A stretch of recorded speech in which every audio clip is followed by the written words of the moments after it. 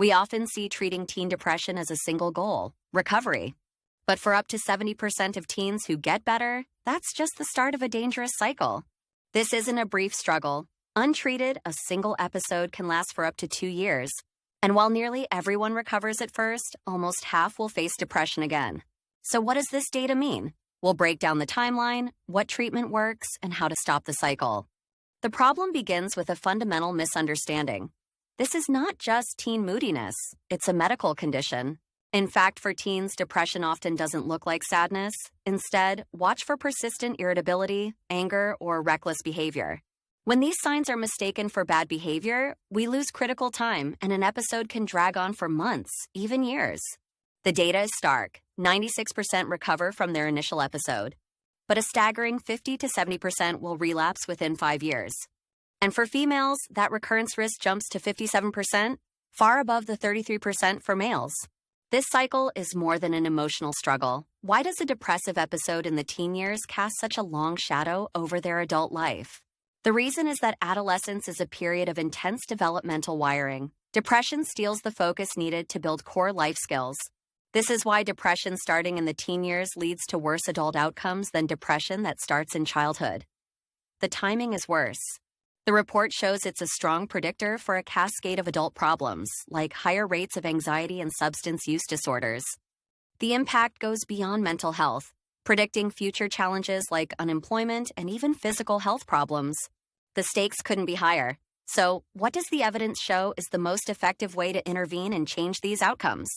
For moderate to severe depression, a combination of psychotherapy and medication stands out. Therapy builds coping skills for the long term. The most recommended medications are SSRIs like fluoxetine, but guidelines state these are not for mild cases, where therapy comes first. But a common catch often derails treatment. Antidepressants are not a quick fix. They can take weeks to show a real effect. This slow start makes many believe the treatment isn't working, causing them to stop the medication far too early to see any benefit. So, if we have treatments that work, why aren't we seeing consistently better outcomes for teenagers? The first part of the answer is a massive gap in access.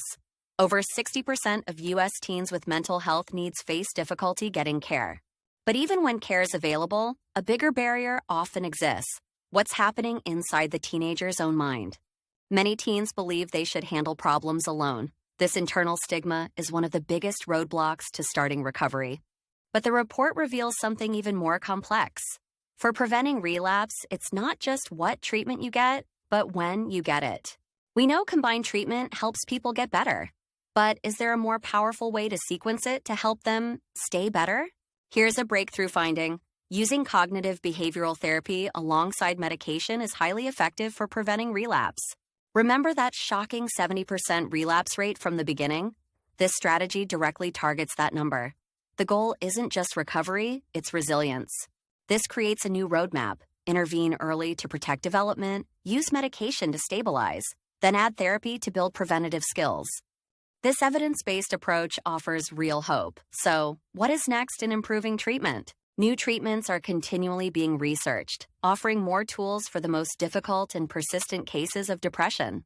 Ultimately, teen depression is not a personal flaw. It is a treatable medical condition with a clear, challenging timeline.